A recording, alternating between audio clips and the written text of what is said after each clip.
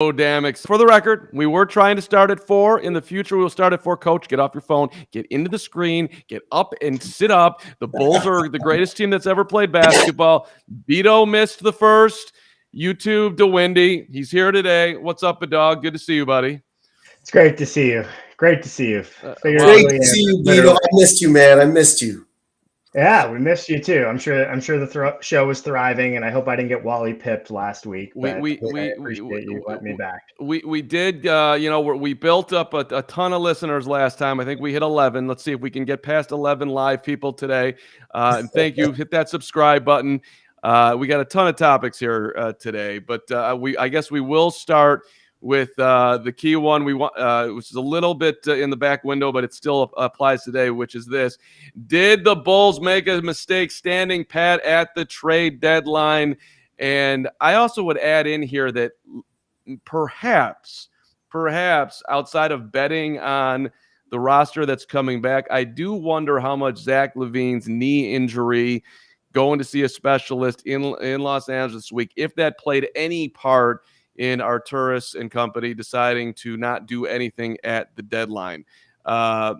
Coach, you want to take this one, buddy?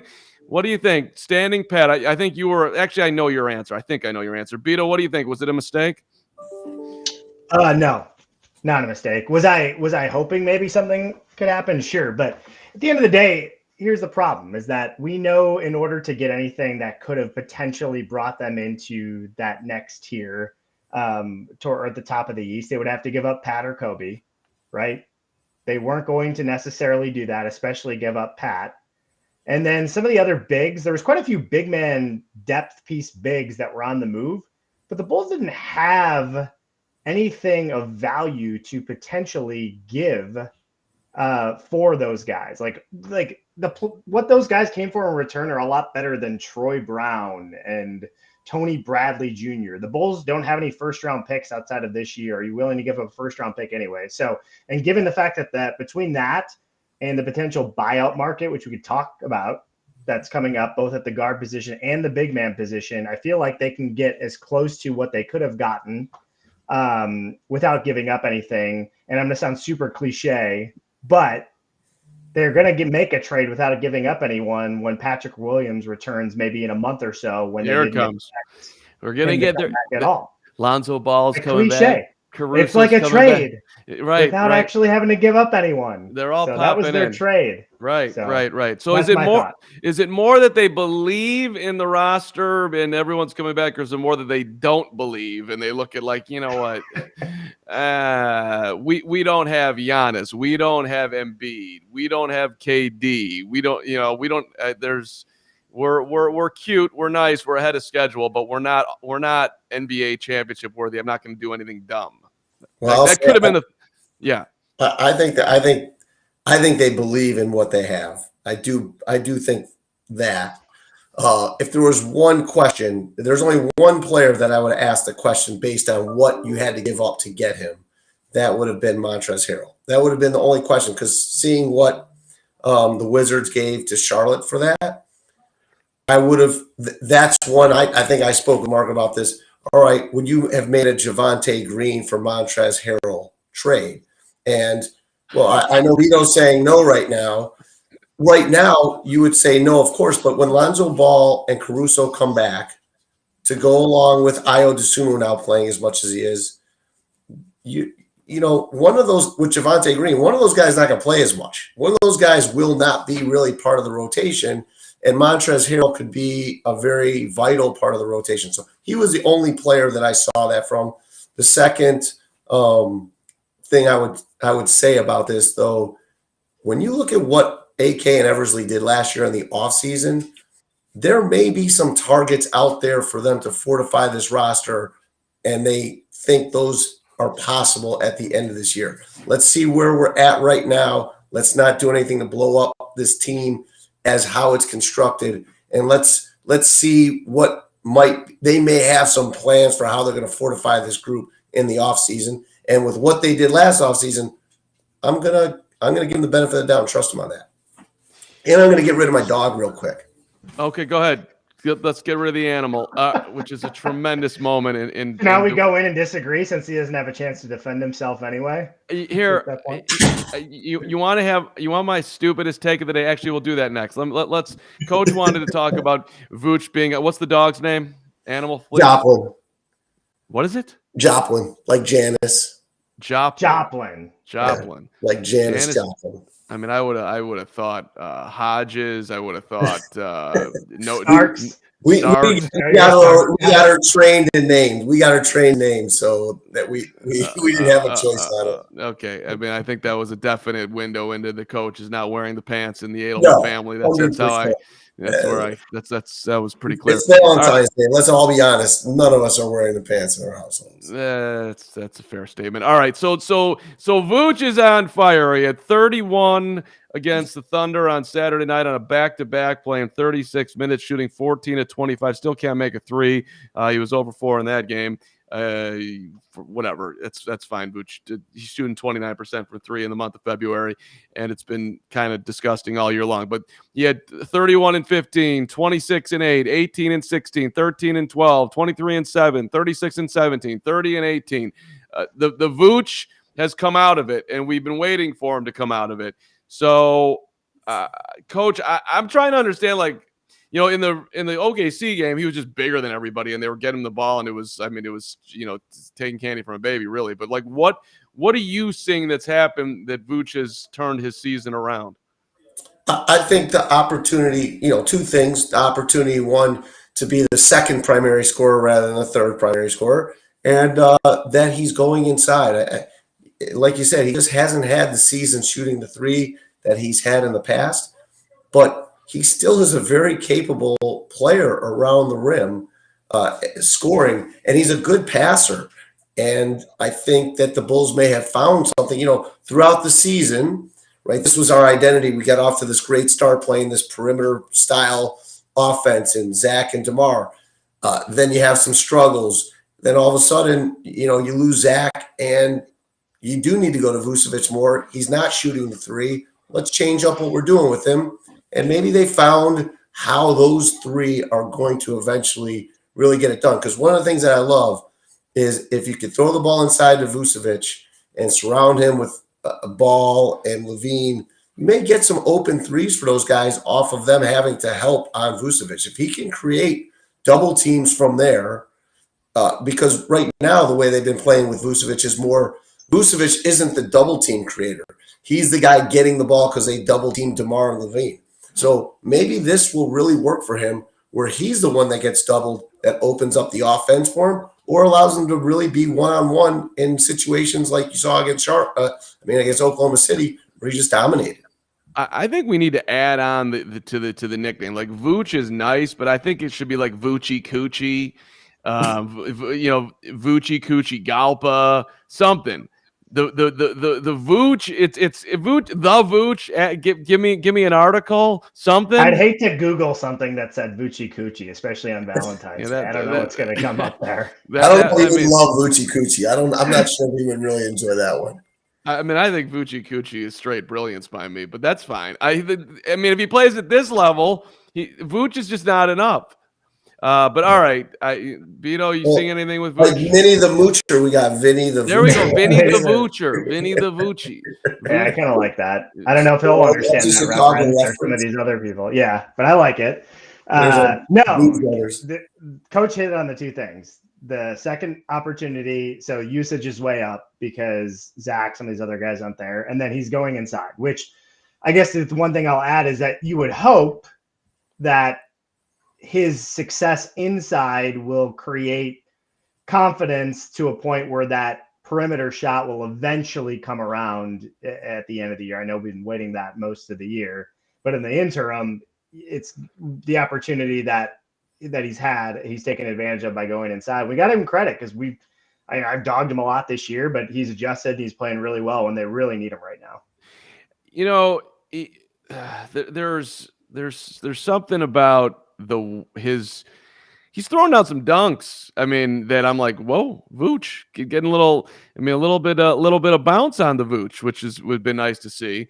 And I don't know. I enjoyed his little post-game interview the other night. I know Vito never cares about these things, but I enjoyed his little chemistry, which I do have something for our guy, which is, of course, DeMar DeJordan, who's just been out of his skull.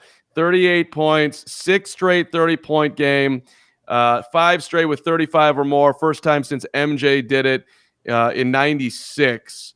And so he just won Conference Player of the Week too. They announced like an hour ago, right? Eastern Conference Player of the Week. I mean, the guy's just been absolutely amazing. So they told him on Saturday that he's last time that 35 or more in 5 straight. Jordan 96, and DeRozan, quote, "I beat Mike?" question mark. He's kidding around.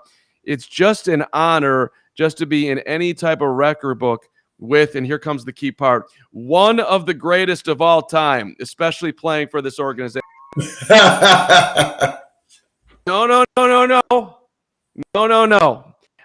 I know that LeBron's saying nice things about you and picking you for his all-star team and calling him Debo, and I know he's trying to be complimentary to other players. There's no one of the greatest when you put on this uniform. For the greatest player to ever play anything in any sport, that's how that should come out of. That should just roll right off the tongue. That's my only problem with DeMar DeJordan this year. Not one of the greatest. I can't read that. I cannot read that. It's not acceptable. I think somebody literally needs to talk to him. I think I might be that guy. Like, if I was at the press conference, excuse me, when you say one of the greatest, is that not actually what you mean? You do know that. I mean, there's no argument here, right? I don't know. He may say Kobe now. DeMar may throw Kobe at you. There are some interesting stats. KC did a little breakdown of DeMar at 32, Kobe at 32, Jordan at 32. I don't know if you guys saw this, but Jordan at 32, he was averaging 30 a game, 6.6 rebounds, 4.3 assists. Kobe at 32, 25 a game, so 5 less, 5 rebounds, 5.1, so 1.5 less, 4.7 assists, so almost a half assist more. Shooting 45%, by the way. Jordan was shooting 49%. DeRozan in the middle of the two, 27.7. Now different era. Let's get that in there. Correct. But 27.7, 5.2 rebounds, 5.1 assists, and shooting 51%. So pretty good, right? Yeah, I can't. I wish I'd never heard that actually, because now I'm shook. It's annoying. One of the greatest. I'm shook. Yeah, thank you. I'll be honest with you. Thank you for agreeing. We can't have one of the greatest. Don't say that. Come on, man.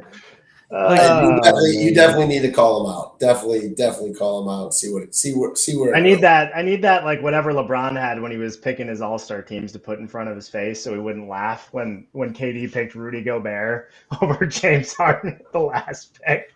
And they just were shielding each other's faces. I need one of those right now. That was that reaction. That was honestly the greatest. Gotta give Brooklyn a lot of credit on that trade.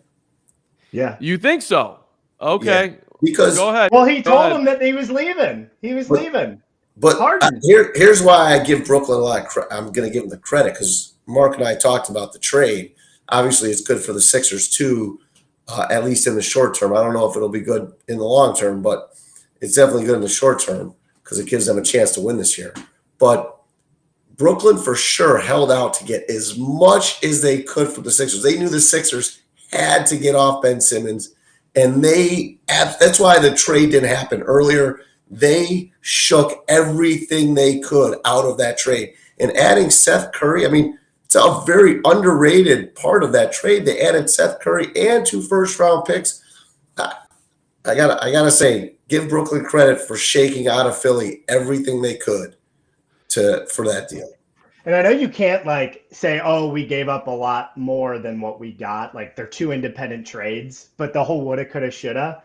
If they had never made that trade, and they were running out Kyrie, KD, Karis LeVert, and Jarrett Allen every day. Like that's an elite. That is the far and away, in my opinion, the best roster construction in the NBA. And I know you can't make this trade trying to get back, but it's just kind of crazy that they gave up all of that for 16 games. But, we'll see what Ben Simmons is able to bring him this year. And to your point, Seth Curry was a great ad, totally underrated player. So, I think we all believe that at some point, like, vaccine mandates are going to go away. So Kyrie's going to be able to play home games, right?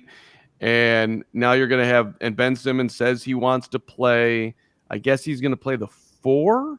Is that right? They're going to play Kyrie and Seth in the backcourt. And well, it's just like having Draymond Green. It's just like having Draymond Green. He's able to play almost a point guard position for them from that position. They will play through him on the pass quite a bit.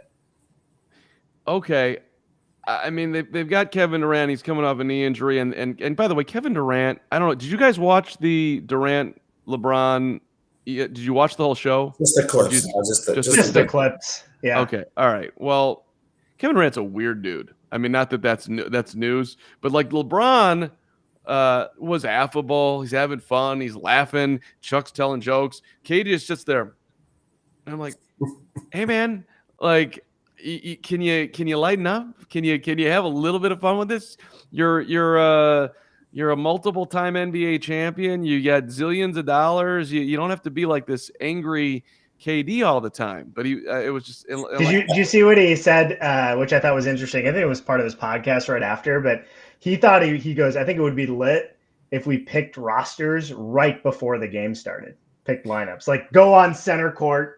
And I'm picking you like you used to do back in the day. I'm like, that actually is pretty legit. So, I think it's a great idea, but then you can't gamble on the game and everything. Right. And the jersey situation, like you can't buy a jersey for that because you don't. I guess they can make both for both sides, but to hold that part. I agree. It's probably not going to happen, but I think it would be cool, right? Red and white reversibles or whatever, blue and whatever, doesn't matter. And you get is that what they did in like the '92 Dream Team, where like the supposedly the greatest practice all time? Did they just pick them all at center court? Like Michael was one way and Magic was the other, and Christian Laettner obviously got picked last.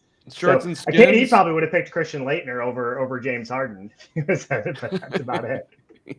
He does always do like weird picks too. Like his roster construction is terrible. I don't. Why isn't he not even playing? Why did he even get to be the one to pick the team? I don't get why he got to pick the team when he's not even playing. That's a fair take too. I don't know, but I mean, I was completely there for the ludicrousness of that show. So funny. I want to. So. What's the answer? Best team in the East. Who do you got? Does can Kyrie play home games in the playoffs? Yeah. I'm gonna say that he can. Oh gosh, I want to say Miami because that's that sort of roster and construction, the way they play is like what I want. The best team to be, but I'm having a hard time going against a healthy Brooklyn team, as crazy as it sounds, because I still think Durant's the best player on the planet. They would have went to the finals last year had Kyrie played and James Harden not been on one leg. They went to Game 7 against Milwaukee in overtime and lost. If they're healthy, they win that series. I just have a hard time picking the Nets right now. You got KD is hurt and won't really give an update on when he's coming back. Kyrie is weird. That's fair. And Ben Simmons is what? Well, what's he gonna be? To me, it's Milwaukee. I think the Bucks are the best team in the East, and they added Ibaka, which doesn't really matter, but it's not a terrible piece to add, right? I think the Bucks are. I think the Bucks and the Heat are both really, really interesting. Yeah. But I probably would take the Bucks just because they won it, but from last year. But the Sixers, if James Harden plays at James Harden level possible playing right now, the way Embiid is playing, they would be so tough to beat. They would be so tough to beat with the way Embiid is playing right now. If Harden can play like that, but I just, Harden's just so lazy. He's just, how can you trust James Harden? Wherever he goes, he's a nightmare. But I don't know how often you guys look at the standings. The Nets are 29 and 27. Yeah.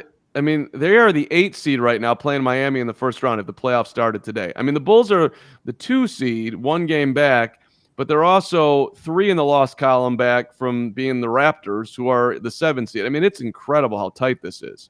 And by the way, Atlanta, has been. They've lost their last 2, but they've come back from the dead. They're the 10 seed at 26-30. The Hornets are the 9 seed, 29 up, 29 down.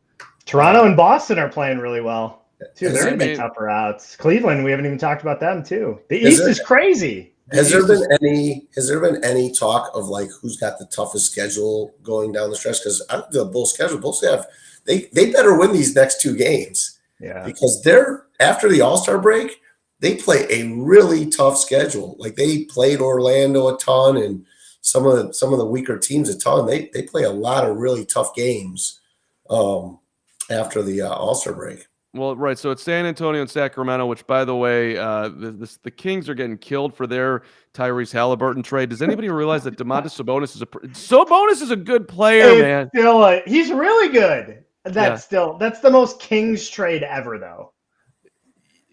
But I mean, you do have De'Aaron Fox, right? So it's a little bit redundant. I mean, I haven't watched a ton of Kings basketball, so I really don't know.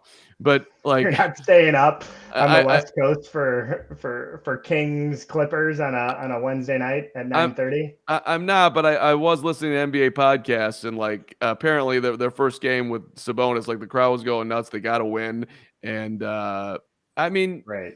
Okay. I listen. I like Jalen Rose. We've already exhausted enough conversation on the Kings. Let's. The Kings. Let's talk a little Rashawn Holmes right now. Maybe get into the inner workings of who replaces Marvin Bagley's minutes. I did that last week. I said, would you trade Patrick Williams for Rashawn Holmes? And Coach, really? You sure? For a backup center, you would trade Patrick Williams for? Well, I don't know if he's a backup center necessarily. On that team, he barely started. He started in the Kings. He's a good player. I would take him, but I mean, not for Patrick he's Williams. 24. He's ridiculous. He's a pretty damn good athlete. Okay, listen, maybe Patrick Williams is going to be Patrick God. I hope he turns into Patrick God, and we're all saluting him at some point. I think that is at least open to the possibility that he might not be the greatest player in the history of the game. But hey, let's go. I'm down. All right, I had a little bit of an issue with. Did you guys watch the Saturday night's festivities, Bulls OKC? Neil Funk was back in the building, and he did the second quarter with Stacey, and Stacey was acting like the happiest man in the history of the planet. I mean, he loves Neil Funk, which was really sweet. And then John Paxson, out of nowhere, we haven't heard from Pax. He pops onto the broadcast because, of course, he was alongside Neil Funk. I'm like, oh, Pax sitting in Reinsdorf suite, still going to the games and like cracking jokes. I'm like, I would love to get a real question in at you right now as to like what is this like other than celebrating Neil Funk? But I give Adam Amin credit. Like they're talking about the greatest Bulls broadcasters of all time. Like, is anybody going to mention Jim Durham here? Because I mean, Jim Durham's here and Neil Funk is like, I mean, that's not close. I agree. 100%. Like it's come on, and like maybe I'm just too old here. Was Neil Funk a beloved figure for you, Beto? I think you've literally texted me this exact question, like when he retired a couple of years or whenever that was. Okay. I think I like Neil Funk, but I think a lot of the nostalgia towards him, in my opinion, I think he's great. Like he was fun to listen to, but I think a lot of the nostalgia towards him is just the era that he was a part of, right? So he was the radio guy during the Dynasty era. And like he's got some big calls. Like I can hear his Paxson call. I can hear his Michael 11, 10, like Michael 10 to go on Russell. Like I can hear that in my head. So a lot of that goes to hangs, fires, scores. Like that's in my head. I can hear Costas. I can hear Funk. And he was the TV guy during Derrick Rose. So like there's a bit of nostalgia there. But was it a big story? I mean, I didn't even realize Sam Smith did an elaborate write-up at Bulls.com, which admittedly I have not read yet. But that's Bulls.com. So the Bulls are gonna that's a Bulls thing. That's not a fan thing. We're like John Greenberg doing a hail to If we're basing this on whether Greenberg wrote it up in The Athletic or not, the answer is no. He didn't. At least not to my knowledge. I did not see any Neil Funk pieces. But I mean, they honored him at center court. He was walking around with the whip. He deserves the organization for 30 years. I'm not saying they shouldn't have honored him. I'm just saying, to Coach's point, like, was this a big deal? Yeah, they brought him back. They had him do the second quarter. Stacey got a little emotional talking about him, and everybody was apparently Neil Funk. Like, they made a big deal of the fact that there was nothing better than Neil in the mornings on the road. What he loved to do was have coffee and his newspaper. Is that not what everybody does? I know. Everybody who's over 60. Yeah. Coffee and the paper. Kaboom. I got it. Neil Funk. Nobody under 40 is reading the newspaper anymore. No. Yeah. There's not one person that has a 39 or below that's read a newspaper. Yeah, but the Bulls were a thing on Saturday night, for the record. I mean, you had the Funk thing. You had Ryan Poles and Ian Cunningham were sitting in the booth. They were showing love. Robbie Gold was there. There were some very interesting signs that I thought were, this is. Did you see there was one sign? My hot, single, rich aunt needs a Valentine. A 6-year-old, maybe a 10-year-old, is holding up a sign. My hot, single, rich aunt needs a Valentine. I'm like, who taught this kid that money matters when it comes to love? Like, what kind of hot, crazy, rich aunt is the one that taught him that? Yeah, you don't need to sell that she's got money. Say, how about what happened to, like, my good-hearted, sweet, fun aunt, my hot, single, rich aunt. I thought this was a terrible thing on society. If I was the Bulls, I would have banned the sign. No. You're not holding up that. I mean, that'd have been censorship and that'd have been right. But like, Beto. Was it the shy party aunt that had that? Maybe she was the aunt. I don't think it was the shy party aunt. I'm not exactly. I had a hell of a time watching Bulls basketball on Saturday night. There was one other sign too that I thought I wrote down, but maybe I didn't. But it was big that Lou Dort missed 2 free throws, and everybody went home with Portillo's. Big night at big night at the It's evolved over the years, like what they used to be. Obviously, 100 for the Big Mac. Remember back in the 90s, they had to score 110 win, and you got a taco sort of thing. They upped the game in a more difficult era to score. But the Bulls in the 90s, I mean, Taco Bell would be out of business. I'm just impressed that Saturday night. Not only did you watch the game, you were taking notes. Like this was your Saturday night. You had the pencil in the air. You had your pencil in your ear. Like, oh, here I go. I got something for the Windy City. And exactly. Well, I might not have watched it Saturday night, but I sat down with my YouTube TV and took it. And your newspaper and your coffee. And my newspaper and my coffee. The other sign, by the way, was Neil Funk, will you marry me? And she was like 22. And I'm like, was that the hot Funk? Rich aunt? No, this was separate. we had the hot rich aunt and we had the Neil Funk. Somebody won a bet. Okay. All right. Somebody had to that.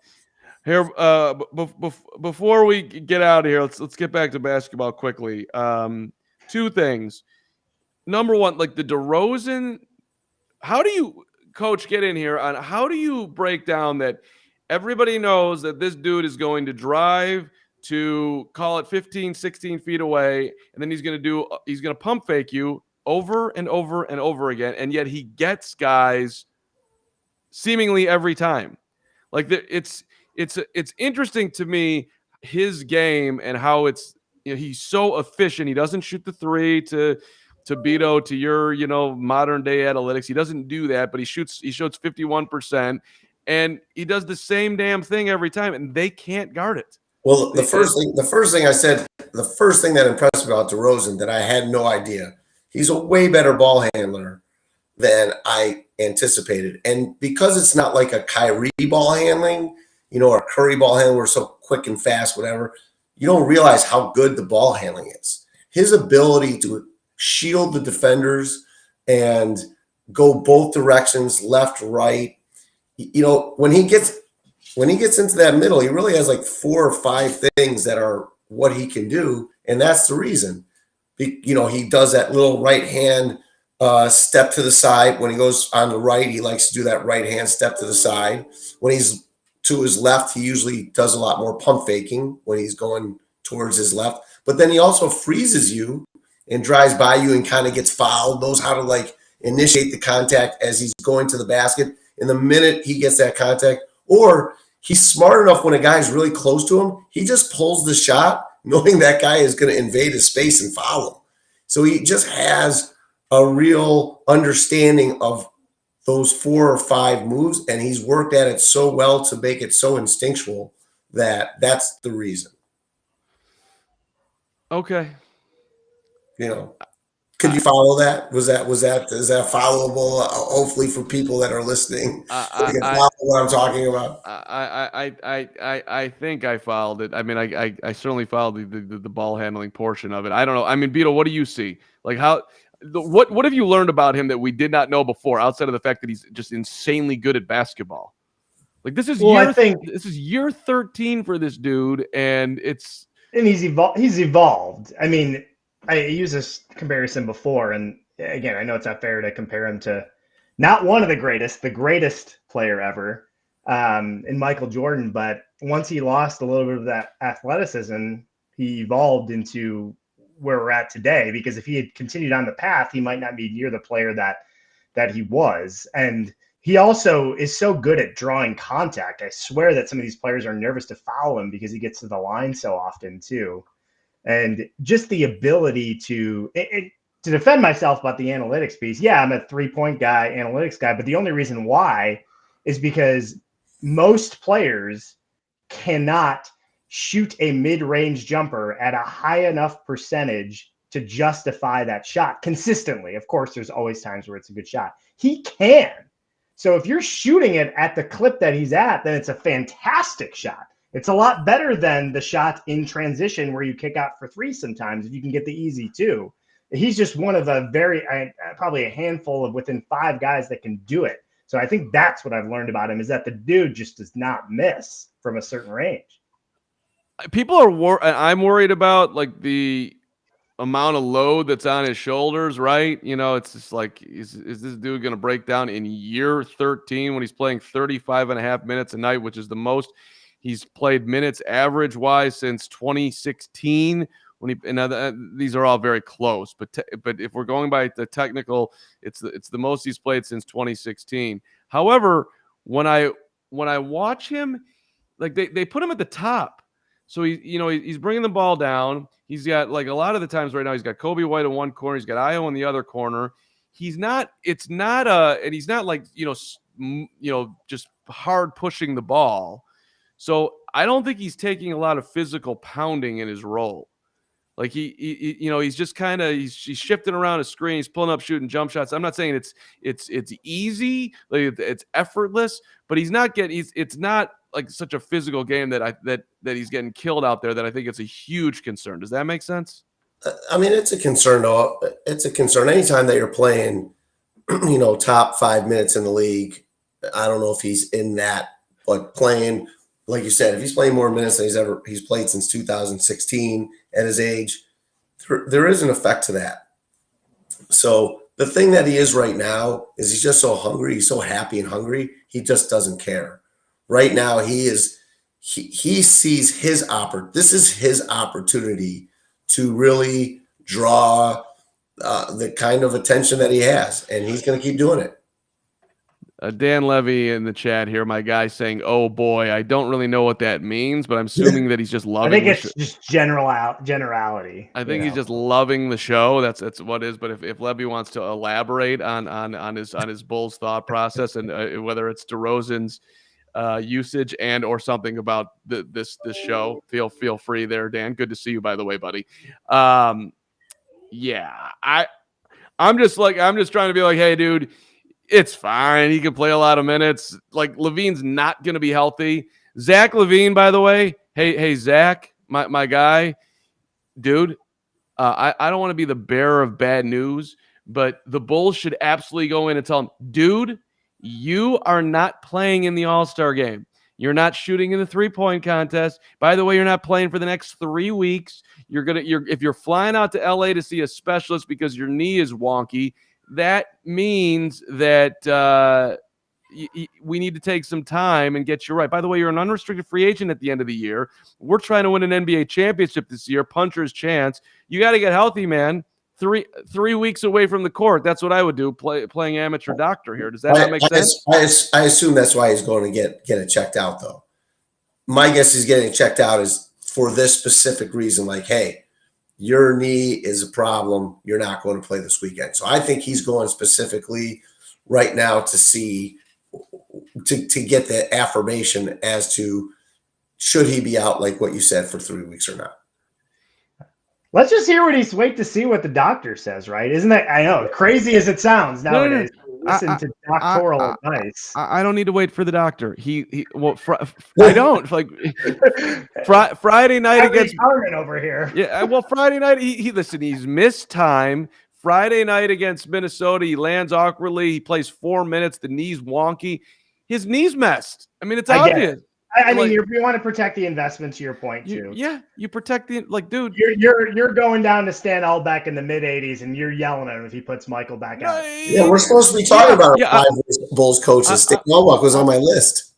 I'm not gonna Tom Thibodeau Joakim Noah and play him 48 minutes against the Charlotte Hornets. Starters minutes are up, by the way. If you look around the league, look at what Toronto's starters average. They're like Tom Thibodeau like 10 years ago. I'm not saying it's right or wrong. I'm just saying it's happening. It's become more of a theme this year. I don't mind a young guy being out there 38 minutes a night. I really don't. But if a guy's hurt or that's different. Zach is hurt, and I don't care if he's like 95% healthy. Dude, I know you want to play in the All-Star game. I know it matters to you. Let's just chill for a little bit. Go to Cleveland. Hang somewhere else. No. You want to hang. You can go to Mexico. Go to Cleveland. Yeah. Well, that's where the All-Star game is. So get yourself introduced, hang out on the bench. High five your guys. I forget whoever picked him on whatever team. I think he's on LeBron's team. No, he's on KD. He's on KD's team. Fine. Fine. Then hang around weird KD. Give KD some love. Whatever. Feel like you're an all-star. Do your interviews. Talk about how the Bulls are good, and come on home. That's all. The fact he's going to a specialist tells me there's a very strong chance that's what's going to happen. And I think he's just going to get the look. He wants to play. Obviously, if he didn't want to play or do it, he would just already have said, I'm out. So he wants to play. So he's going right now to get those answers. Should I be playing or not? And my guess is he's going to be told. Right. Dr. Carm is here to tell you, no, you should not be. You should not play in meaningless all-star games and meaningless three-point shootouts. As much as that sucks, and as much as you earned it, and I get it that will be super fun. By the way, Coach, it's getting darker and darker. You're like fading away. I know. Yeah. I want to turn the light out because it's getting dark outside. The light is. I'm using the light from outside. I want to see. I'll turn on the light. Let's see what happens. Yeah, give me a light. There we go. Oh, it makes it worse. But that's even okay. Let's be good. That makes it worse. We're gonna have to work on Coach's lighting for the DeWindy second ever YouTube. We might have to. Well, we're supposed to be done 30 minutes earlier, so that's part of it. Yeah, I had the tech problem. Yeah, we had a couple technical difficulties. That's okay. All right, listen. The bigger issue, by the way, on everything that I just talked about is not whether he can play in the All-Star game. If his knee ain't right, they got no chance. I don't care how well they're playing right now. That dude has to be playing. They all have to be playing at elite levels to have a puncher's chance to actually do this. We don't have a Giannis. We don't have a KD. We don't have Embiid. These guys got to be playing incredible basketball. I would not worry about the chemistry with Zach missing time. They've played enough together. Those guys get it. Zach's deferred to DeMar all year long. He'll do the same thing in the playoffs. Somehow, some way, got to get him healthy. Let's start eating more kale. Let's get some Pilates going. Maybe needs to go see trainer Leo, who after back-to-back singles matches this weekend, I went for a nice 4:00 Leo yesterday down the street. Dude absolutely just took apart my hamstrings. I've never felt better. Trainer Leo, not trainer, massage therapist Leo. Oh, that Yeah. got you in the right place for the Super Bowl. I love it. I mean, I was stretched out. I was ready to go. It was amazing. It would be really sad if this team doesn't get fully healthy this year. Right? That would just suck. That would really, after all these years of having these terrible teams, and the last good teams we had were derailed by Derrick Rose not being able to play. It just would really stink, like, to not have this year's group have a chance at it. Right? I want to see them have a chance at it. Which is another thing, by the way. Derrick Jones Jr., hey, dude, like every time I appreciate the fact that you want to be out there, but every time anybody got near you, you looked like your finger was about to fall off. Dude, you could sit out another 2 weeks. Let's get the finger healthy. We have time. They're just, you're throwing down dunks and then you got to rip one hand off the rim because you're in pain. We don't need you out there right now. I appreciate it. I got it. But get yourself healthy. Like these dudes, they got to be healthy. It doesn't help the team to rush yourself out there when you're not healthy and then injure yourself further. This is not hyperbolic or whatever. It was at any rate. Okay. Beto, you look like you've had enough. Coach, you're fading to black. I mean, we'll see. They need to defend better. That's what this is concerned me. Right. In fairness to them, they're missing their best defender. So I'm not saying, hey, like this team's picking up. But the bottom line is, to Coach, your point earlier, I'm a little concerned because, they're close to the top, but they're also not far from like the 7th seed, given where the East is at. And given the injury situation and the schedule upcoming after these next couple, it's a little concerning. So they really need to win the games they have to. I mean, does it matter? We can talk about this next week, but does it matter? Like, they're going to have a tough first round matchup. But if they're the 7th seed, they're not even guaranteed a spot. They go to the play-in. And also, like, for the Bulls, I think we've talked about this before. I think it matters for the Bulls to have a better seed than it does someone like Milwaukee. Absolutely. They can turn in. So, like, the Bulls, the better than the Nets or anything like that. Like, home court, any edge they can get with deficient talent compared to the rest of the group is important. This team needs to be a number 2 seed. It really does. Not just from a standpoint of like what you're talking about. You need it from a confidence standpoint. You don't want to go into the playoffs that, hey, we're a reeling team. We want to. But they wouldn't be real. They would, but Coach, they wouldn't be reeling. The 7th seed is 3 losses back, and by the way, like, what happens if they're the 2 seed and Brooklyn ends up being the 7th seed? I mean, would that be good? I think it's more like, who the hell are they going to match up with? Like, who do you not want to play? Okay, so then I want to be the 3 seed if something like that happens. But either way, I want the Bulls coming. I want the Bulls rolling into the postseason positive, thinking, hey, we're one of the teams that's been rolling this year and having a great season, not the team that's like, we got off to the great start, but then reality hit and we're the 5th or 6th seed. Who gets the 1 seed? You're going to lose to ask you today. Who in the first round? Who's on the 1 line in the Eastern Conference? Miami right now. Yeah. I mean, Miami's won 5 in a row. I haven't done a deep breakdown of the schedule, but like 20 losses for Miami, 21 for the Bulls, 22 for the Cavs, Bucks, Sixers. Philly's going to make a run at that number 1 seed. I'm just telling you right now. Philly's going to make a run at that number 1 seed. See, you think so, but so Harden's not going to play until after the All-Star break. That guy is a complete. But Joel Embiid right now, he is saying, I'm not losing. Joel Embiid is like, I'm not losing. This dude wants to win. Giannis wants to win too, which is one of the reasons for the Bucks. But he's got a lot of dudes on his team that won last year. I'm telling you, Joel Embiid, he wants to win. That's a huge part of it in the regular season. Who wants to win night to night in the regular season? Different in the playoffs. They all want to win when they get to the playoffs. But regular season, Joel Embiid, he wants to win every night. All right, I'm just that stat that doesn't matter in the playoffs. The Bulls are 2nd in the league playing on the 2nd night of back-to-backs as far as victories. So that just speaks to their grind, which is not going to matter. Coach, I'm buying you a DeMar's the same. DeMar's the same as Joel Embiid. He wants to win every night right now. Yeah, I get it. I'm buying you a light, and it'll we'll be there for the next pod. I'm also debating whether this makes me look like a more intelligent basketball fan if I go glasses. Like, does this? Beto, do you trust me more with this look? Do I look like I know what I'm talking about? Just to drop. I trust you to like do my taxes, but I don't know about from like a basketball perspective. Okay, Kind of so look maybe. look right now. I don't know.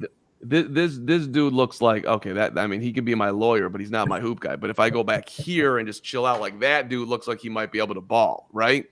Yeah, you look more like baller. Like you could go out tonight, but the other one is more. You're more analytical. Like if you ever start talking about like advanced metrics or something like that, you put the glasses on. Yeah.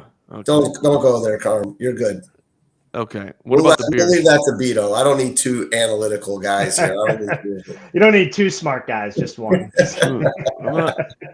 I'm not sure if the beard is good for Bulls basketball either. I like the beard. You like the beard? Yeah. Little gray beard action here.